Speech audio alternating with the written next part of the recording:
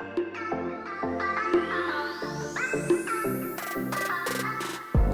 afternoon, Stitch Roadies. Thanks for stopping by.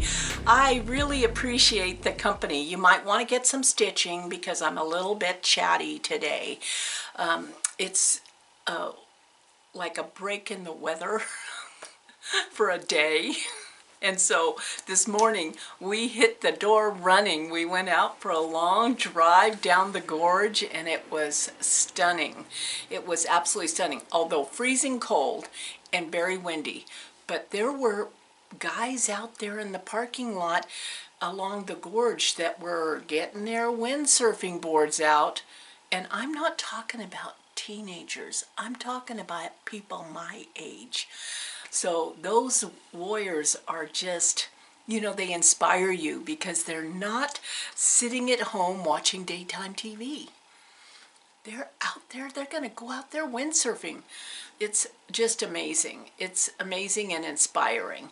But today is absolutely gorgeous, and we had a nice morning. Now I'm back here in the beehive in my stitchy chair, and I have lots to share and a little bit of chatty going on. This girl has been on fire. Yeah, just on fire this week. I don't know what happened, but all I can say is that I was like working it. So I'll show you what I got done. First of all, I got some paper crafting. No, I'm not making cards, but I'm decoupaging. And my first one here at home without the instruction of the yellow farmhouse, it's just I have a learning curve. But, you know, I found this little box at, let me think, Crafter's Warehouse. I went with my older daughter-in-law and I just fell in love with it because it's a little house and, you know, it kind of goes like that. It has a little pull-out drawer. And so what I did was I decoupaged crafting paper around it. I painted it first, and then I decoupaged it. Yeah, don't do this as a tutorial. I painted the drawer, and then I cut the scrapbook paper out, and I really liked that paper that had the scissors on it.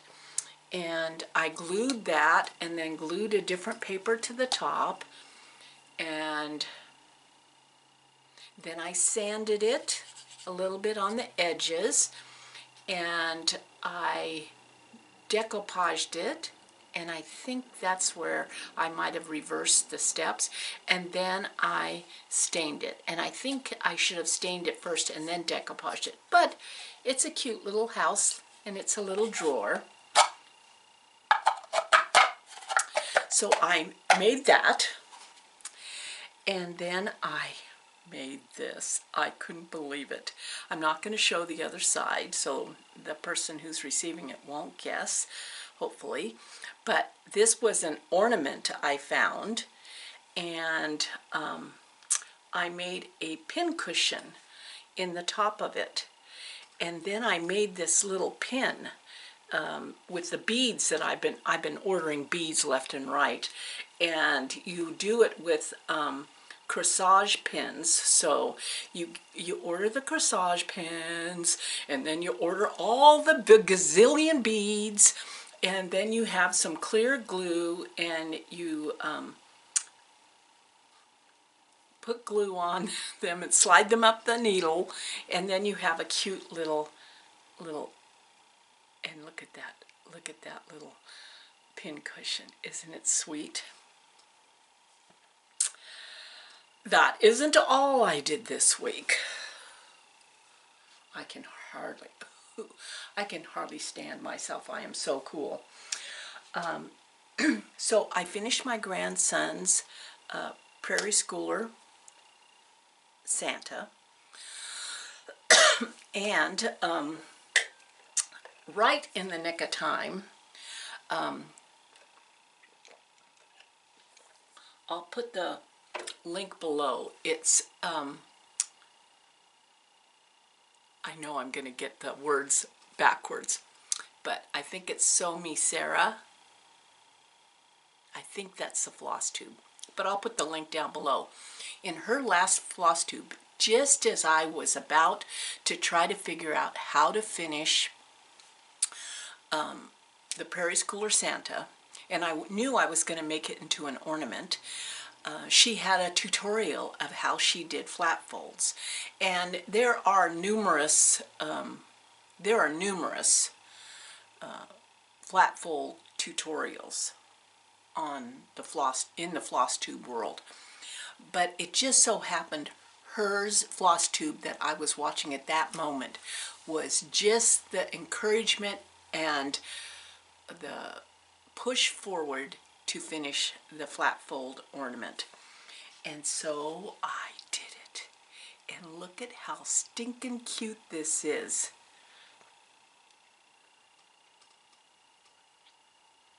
I put his name and the year right over in this side, and I did it just like a flat fold. So I put another piece with some Christmas fabric, and then I had some twine, and I sewed the twine on either side of the flat fold. But didn't that turn out great?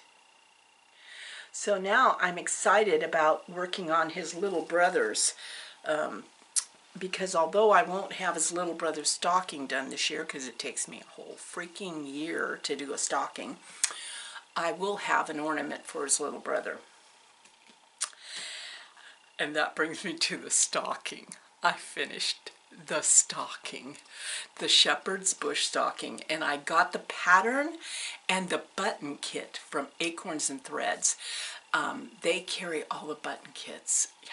Oh, and I just, so yes, it did take me a year, but here you go. Let me hold it back here. Look at that. Just look at that.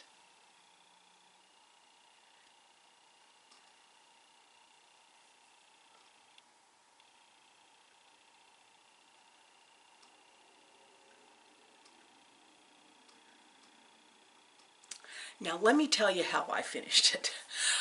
First of all,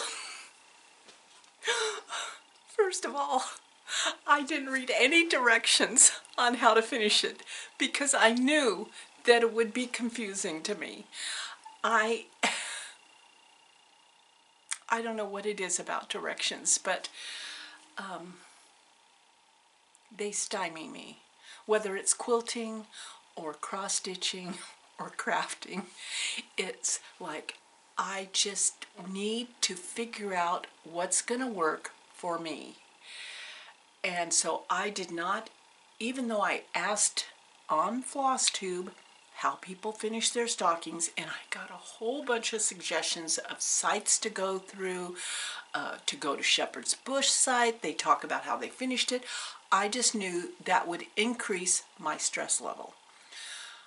So what I did, and I'll just tell you what I did, is I approached it like a quilter would approach a quilt.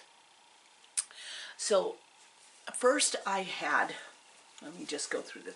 First I had this piece right here, and I had bought the backing. My girlfriend Robin and I had bought the same yardage backing, which is kind of a, it's kind of a woven, and we bought it at Joann's. It was on sale at the time we bought it, like a year ago. And so on the back of this piece and the back of this piece, I fused SF101, which is a Plum product.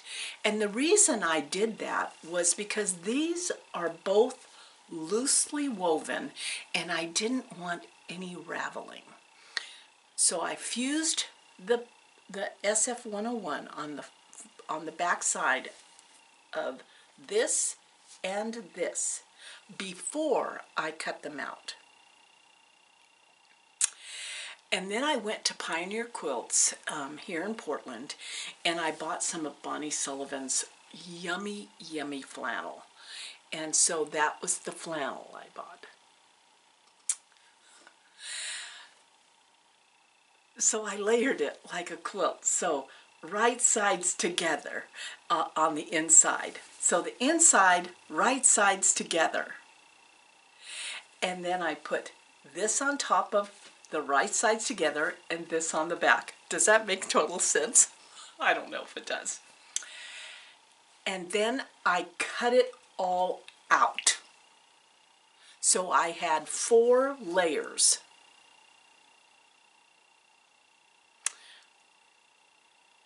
Now, I have not looked at any tutorials, so I don't know if this is how they do it or not. But I had 4 layers. Then I went over to my sewing machine and I sewed a sewing line 1/4 of an inch from the edge that I had cut to hold all 4 pieces together. Then I went to my stash and I found a fabric that was, I thought, a great binding fabric. And I cut 2-inch strips on the bias of the fabric so it would have a little bit of stretch, and I made binding.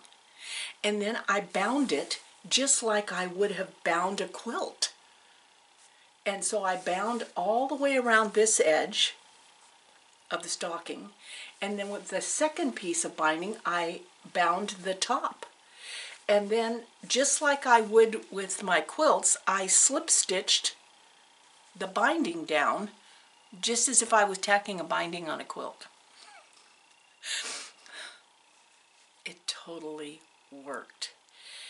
And for me, it was better than reading the directions of all these different ways to finish a stocking, because I was starting to get stressed out with the variety of ways to finish a stocking. And so it kind of sat for a few weeks waiting to be finished, because I almost was like frozen in my ability to finish it. But I knew that if I just did it the way that worked for my brain, that it was going to go together. And I think that's what I'm sharing with you, is that yes, there's all these rules out there, there's all these tutorials, there's all these instructions, but pay attention to what your brain is screaming because it knows you the best. It knows you the best. And sure, you can gather a lot of information. There's so much information on Flosstube and all the tutorials, and they are wonderful. But first, pay attention to yourself. And then hopefully it'll work out.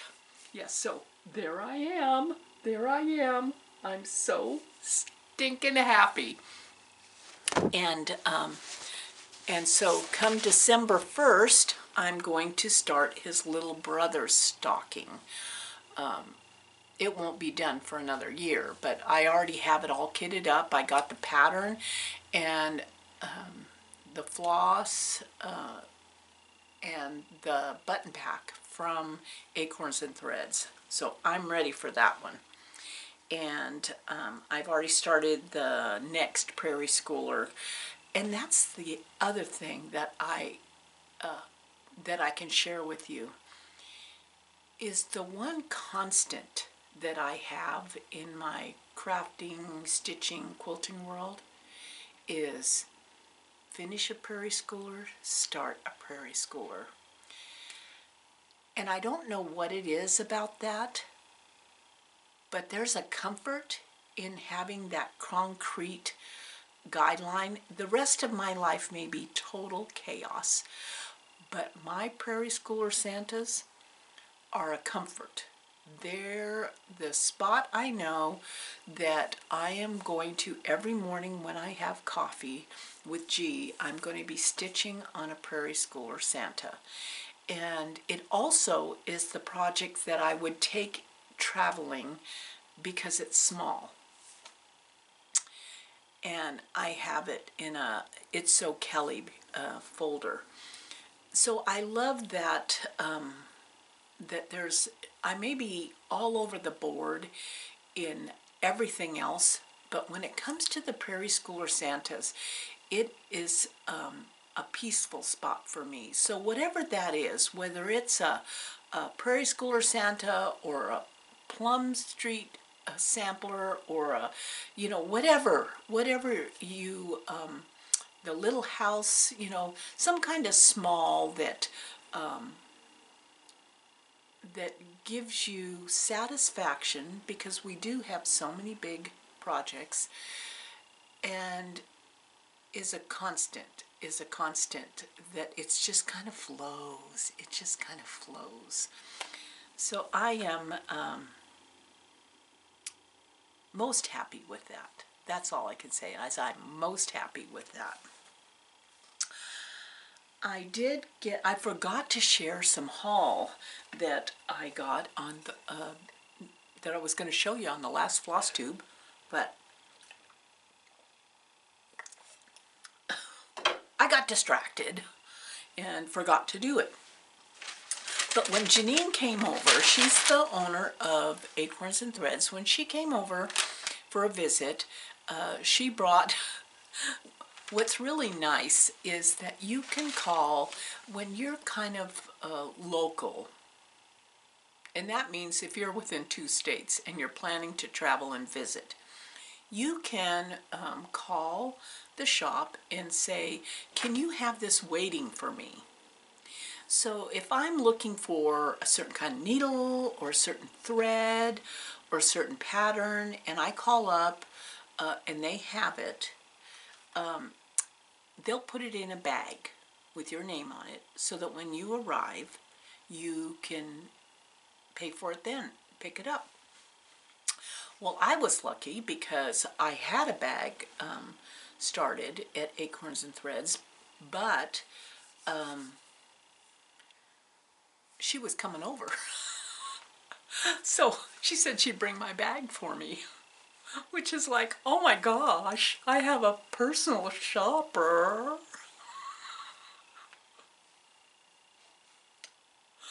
That's not good. That is not good to use your friends that way. But let me just say, so what I had in my bag was I had a project that I was kitting up, and the only thread I didn't have in my stash was Lily Pad, and by Colorworks, Belle Soie Lily Pad. Isn't that pretty? It just is so lovely, so soft. Oh my gosh. And then Fiona Fiberworks. You know, I love these people. I watch them. She's in Las Vegas. She used to be up here, but I love everything she does. And during her October Halloween stitch, you know, I'll put the links below, because these are people you want to follow. Not only her Flosstube, but on Instagram, because, well, maybe if you don't want to spend money, you won't want to follow. But she's very, very clever. And she dyes fabric, and I don't know if she started doing that yet, because she's still trying to get settled, because they moved. But she was working on a Halloween project with a fabric that I fell in love with. And so I called Janine at Acorns of Threads and I said, I want some. Can you get some? And she said yes. And so it came in. Isn't that cool? Can you just imagine? Oh, it's just, when I saw Fiona's things, and it's a 28 count fabric flare linen called Cobweb. Oh, I mean, how cool is that fabric? Yeah, so Janine brought that over for me. I have been, before I go on to that, I wanted to show you. You know, the thing about it is you can shop on Instagram. The problem with me shopping on Instagram is that I am not consistently on there. It's, I don't even know how to explain it. I love all the inspiration of Instagram, and I post on Instagram, and Facebook, but I'm not on there all day. I don't have a lot of notifications, and I don't scroll through each day's postings. There's just too many of them, and so I miss a lot. I know I'm missing a lot of inspiration, but more than that, I'm missing, there are several creators who sell on Instagram, and they post their products on Instagram, and usually by the time I see it, it's all sold out. It's like, you know, you go to their Etsy shop and it's empty because everything they posted on Instagram, it's sold like that because they're so gorgeous and so fun. So one of the Instagram and Etsy shops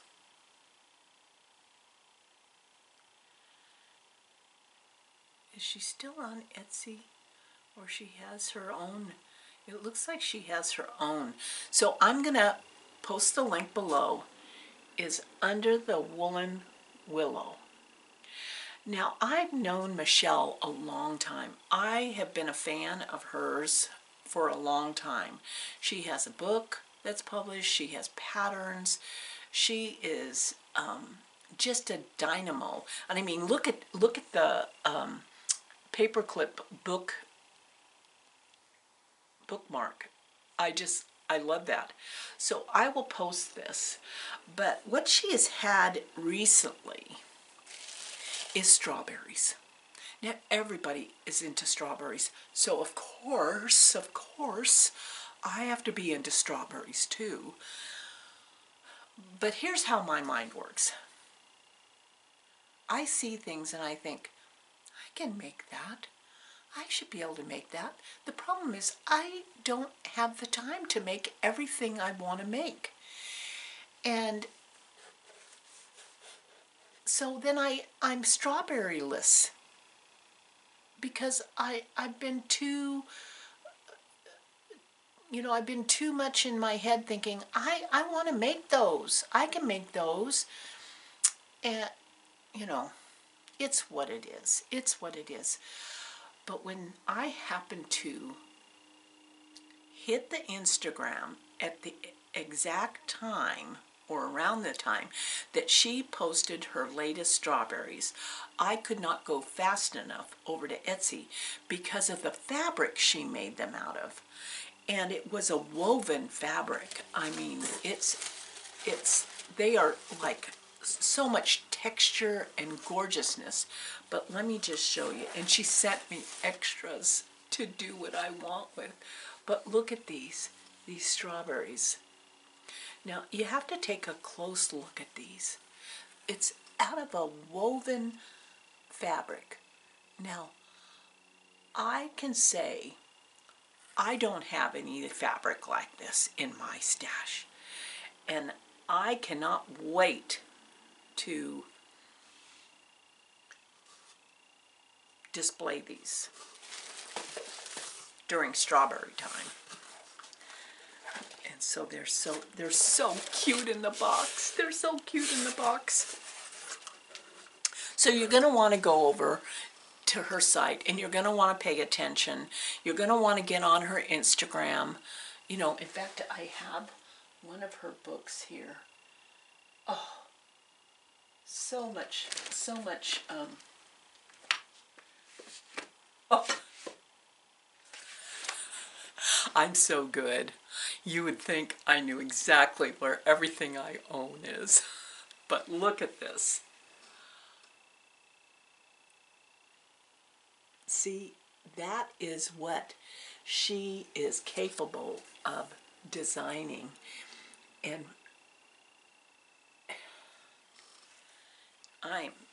yeah. And it's full-size patterns inside, and she talks about what she, how she does it. You know, she gives instructions. I gotta do that crow. Okay, where was I?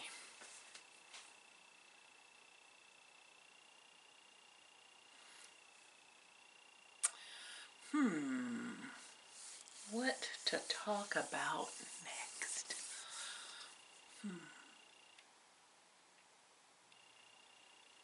I've got almost all my Christmas shopping done. Yeah, I've been a shopping fiend. Yeah. And I've got lots to do. But as far as cross-stitching goes, let's see. I have been working on the Prairie Schooler Santas. I have been working on my autumnbeautiessal, and I am getting close. I'm moving up to the top of the last couple of squares, and then she is going into a pillow. I just love the colors. And I just want to show you something that I did. So down here in this pumpkin here, I realized last night that I had started stitching it. I had it 3/4 stitched in the wrong floss, or I should say the called for floss. Well, I wasn't going to rip it out, so what I did, let me see if I can get this close enough to you. What I did was I took floss and I interwove it so it looked different, and I love it. I love it. So one has to just, I'm learning from my dear friend Robin to be light on my feet. Be light on my feet. And if you want to read a funny story about how she is light on her feet, you need to go to my blog. Yeah, because I talk about our plane trip. I was going to start November 1st. My plan was to drop everything and stitch a turkey. It's November, you know, stitch a turkey. Even though I don't eat turkey. It's so funny. But I wanted turkey. I wanted a turkey, and I knew I had a turkey pattern. But for the life of me, I couldn't find it. And I went through all my patterns and I could not find it. And so I gave up. I thought, oh well, I'm just going to keep going along on what I have whips going, and I won't have a new start for November. And then when I was looking for the sheet that Robin gave me on how to stitch an alphabet, because I needed to stitch my grandson's name on the Prairie Schooler Santa, so I was looking for that sheet. The turkey popped up. It's still November. So I said, I'm going to stitch a turkey. And so it is Gobble by Plum Street Sampler. And this is the turkey.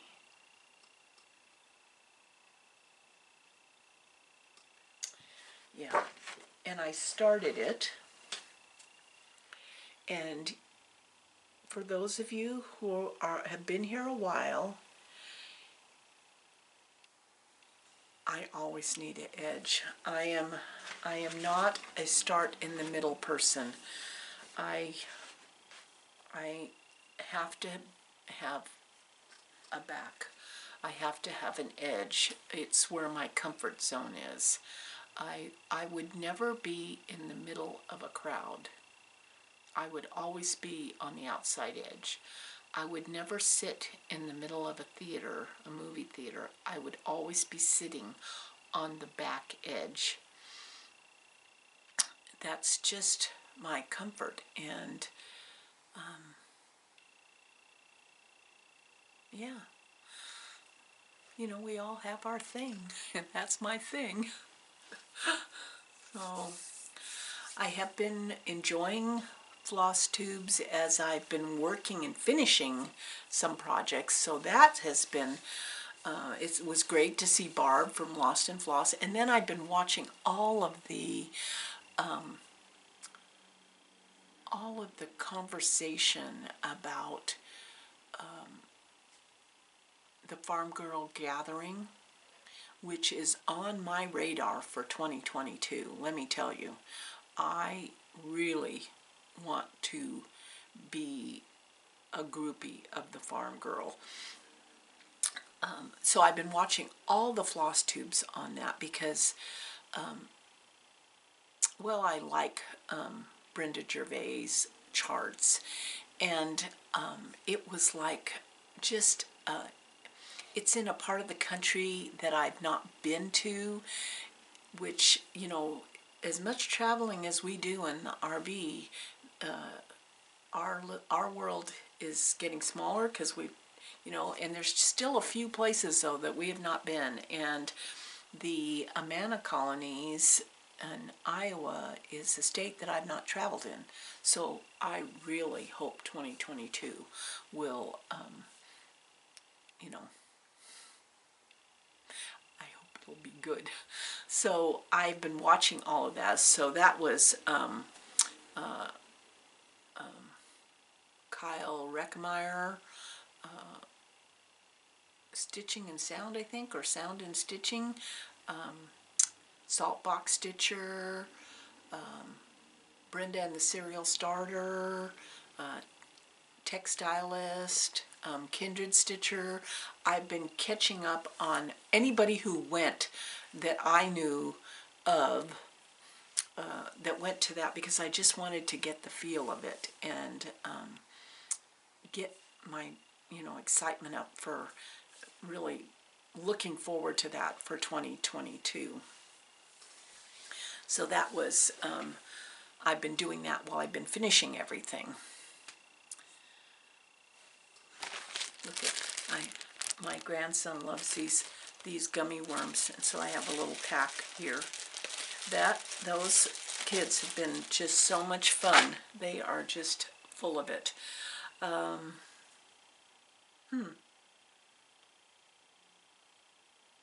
So what are you looking forward to? Have you got any new stitches going on? I am going to enjoy the Gobble, and then December I'm going to be dragging out all the Christmas stitch.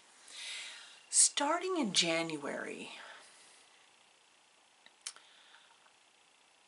I am finding that I would prefer to stay a month or two ahead on projects so that I can have a finish before that holiday or season arrives, which makes me think that I'm going to go through my whips. No rules in this house, but I'm going to go through my whips, and anything that is like seasonal or directly holiday related, I'm going to pick up a couple of months before that holiday. Because I would like to have, like, I enjoy, you get the juice is flowing for like Halloween in October. That's true. But it would be fun with the whips to have the whips that are related to a holiday to be worked on a couple of months before, so that you can maybe have it done and up, and then in that month be able to start a brand new one. I don't know. I'm kind of playing with all kinds of ideas on how to keep the ball rolling here in the beehive. I really sometimes struggle with that shiny thing. I just want that shiny thing. So I'm going to be thinking about that for the new year. But for this year, I am going to work on my Gobble, and then come December, I am going to be working on Christmas stitches that I have as whips. And then January is kind of like a brand new slate. It's just like a new slate. And I'm looking forward to that. Did you get your stitching? I've got my stitching now, because now I just want to sit with you and stitch along and chat. It's been a rough week around here. I've been carless for several days. I had a weird thing happen last week. I went to get my booster, and according to the site, I was supposed to make an appointment, so I did. I made an appointment for 3 o'clock because I was spending the earlier part of the day hanging out with my older daughter-in-law. And so I thought after we got done, I'd be on that side of the river, and I would, you know, show up, get my shot, drive home. You know, it's about, during rush hour traffic, it can take over half an hour or more to get home.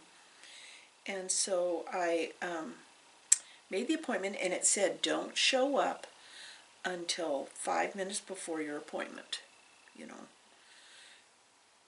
So I made sure that I was arriving at the correct time, and there was like a couple hundred people in line. So I got out of the car, and I walked past the line, and I went up to the front inside the building, and the line snaked inside the building and all around. And I asked the poor gal that was checking everybody in, I said, my appointment was at 3 o'clock. It's 3 o'clock right now, and there's people in line for 4:30, you know, and we were told not to show up. And they were not expecting that turnout, but it ultimately was because of a mandate for workplaces. There's some workplaces that had a mandate, and you had to either get the shot by a certain day, or you were out of luck. So people who had been wavering or trying to decide really what they wanted to do, many of them decided they were going to get the shot, which was great. I mean, that's great. But there was just no way I could stay in that line. And then I heard over her little radio that came on that they were running out of the vaccine that I was getting. They only had 3 more doses. But I can't drive at night, and I knew that by the time they got through that line, if they were able to get through it before they closed at 5 o'clock, I would be in a pickle getting home. So I asked her, where can I get this somewhere else. And she said, yes, you can go to Costco, you can go to any pharmacy, and so I opted to leave and go home. Because it's quite a drive to get over to where I was getting the booster shot at. And and then as soon as I started driving home, my car, I mean, it was kind of cute, but I was totally freaked out. Yeah, how do you do that? Kind of cute, but totally freaked out. A little turtle showed up on my dashboard with a little square around it. Yeah, a cute little turtle lit up on the dashboard. I didn't even know it was there was such a thing. And it said, your engine is not performing optimally. And sure enough, it wasn't. I couldn't step on the gas. It had no pickup and go. And being freaked out, I hate car things. I called G, and he said, okay, well, just be careful and make your way home. But what I didn't realize at first was that he was staying on the phone with me. He must have known. He must have known that I was going to be like, oh my gosh. So he said, if you get on the freeway and it doesn't look good, get off immediately. And which meant that this is kind of confusing. So if you don't want to hang out, hear the story. I get it. So to get from that side of the river to this side of the river, the easiest way is over two different freeways. You connect up and, you know, eventually you get over to this side of the river. Well, I got on to a section of I-5 and I realized that there was absolutely no shoulder, that if the car fully broke down, there was no shoulder and I'd be blocking a full lane of the freeway. That totally freaked me out. And then I hear his voice. And I was like, oh my gosh, he's still on the phone with me. Oh my gosh, he's still on the phone with me. So I said, I'm going to have to figure out how to get home on surface streets.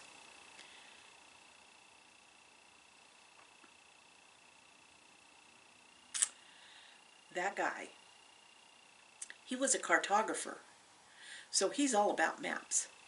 So as I'm driving, he's asking me, what street are you on? And so when I see a sign, I say, I'm on this street. He brings up the map on his end, and he goes, okay, you're going to go a mile down this road, and then you're going to turn left on this road. And then I go a mile, and I turn left. And he directed me all the way home that way over the phone with him on the maps on his laptop. I was so happy to be home. I cannot even tell you.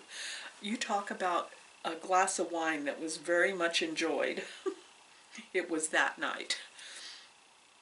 So I called, and what happened is not every car mechanic can deal with computer problems. They can deal with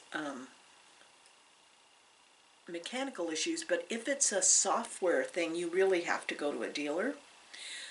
So I called the dealer in Portland that I had bought a previous car from several years ago, and he said, we can't get you in for 3 weeks.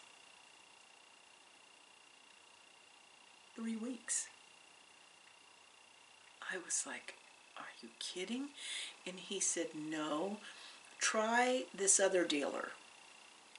So I called the other car dealer, and they said, yeah, you don't want to drive it. We'll have a tow truck come pick it up and bring it to us. But there's no guarantee of when we'll get it done. And And so I said, well, can I have a loaner car? No. They won't have a loaner car available till mid-December. I tell you, it's a weird world out there now. And yeah, so no loaner car till mid-December. And they said, and the rental car places don't have anything available either. So they took my car away last week, and when I called them last Friday and I said, can you give me an update, you know? And they said, well, it's a couple different problems. One of them, though, requires a part, and so we've ordered the part, and we're hoping it comes in on Monday. And we'll give you a call.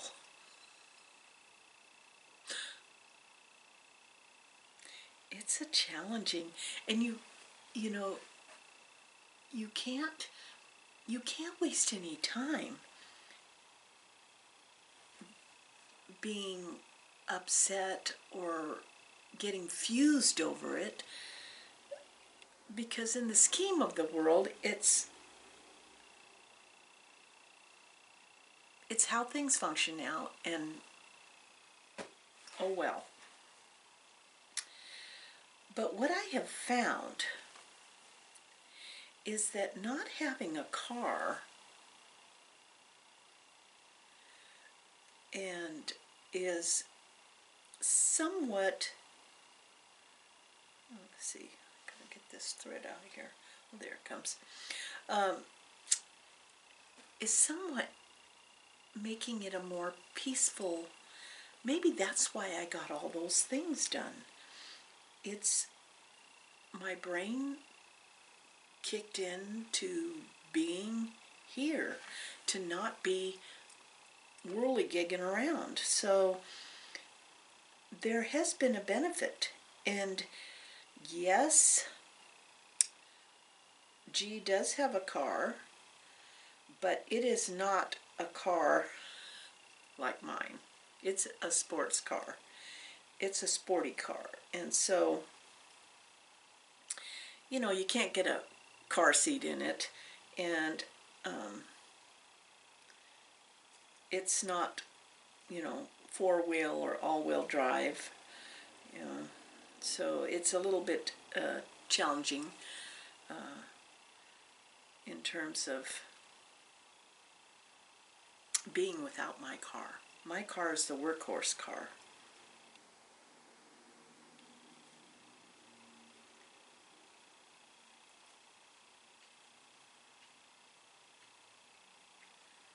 I have been enjoying Friends.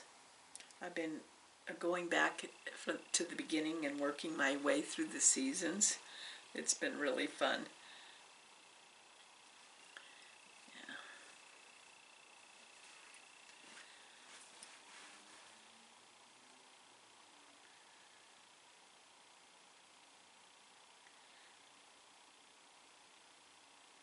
Do you like to stitch seasonally, or do you stay ahead of the seasons? So right now, are you already working on Christmas or winter projects?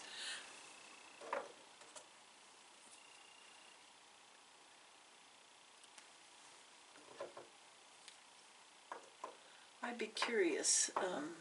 I like to have a system that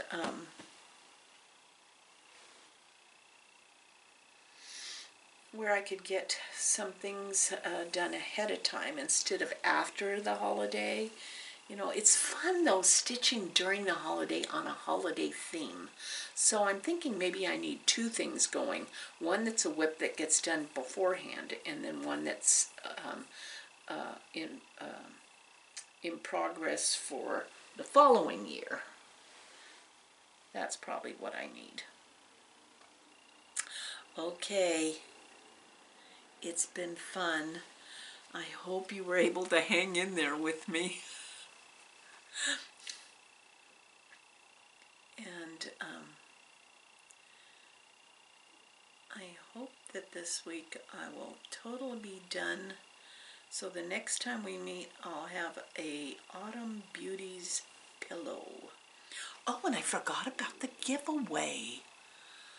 Oh my gosh, I keep forgetting about the giveaway. Fat Quarter Shop is giving away to one of the viewers of Stitch Roadies the book, and I'll have G insert a picture of it. It's for 2022. It's a gorgeous book, and it's to keep track of your UFO and your WIPs for 2022, you know, for the whole next year. And it's a lovely, lovely book. And they are going to give a copy away to one of the Stitch Roadie viewers. It's so generous of them, and I think that it's going to be a wonderful way to keep track of what you're doing, what your dreams are, what your finishes are, what your progress is. It's going to be a fabulous, fabulous journal. And I'll have G insert a couple pictures for you to see. And if you're interested in that giveaway, just put in the comments journal. And then on the next Flosstube we'll announce. Now, let me just say this. I have 2 exceptional giveaways that no one ever claimed. I posted the winners, but no one ever claimed them. And I commented back on their comment, but I'm not one that can spend a lot of time chasing people down, or am organized to have the Google spreadsheet or whatever. So please, please, if you're going to enter a giveaway, be sure you check back when the winner's announced, even if that's the only reason you're checking back with me, because I would love for someone to actually enjoy what they entered for. Yeah, that'd be great. So I'll put my, I will put my email down in the description box, and you'll see it every so often. Sometimes I forget to put it down, but if you check some of the Stitch Roadie videos, it'll be there, and you can contact me when you're a winner. Okay, so just put the word journal in your comment if you are interested, and please check back, because the winner's going to want this journal. Thank you, take care, and I am so grateful that you hung in here till the end. Love you guys.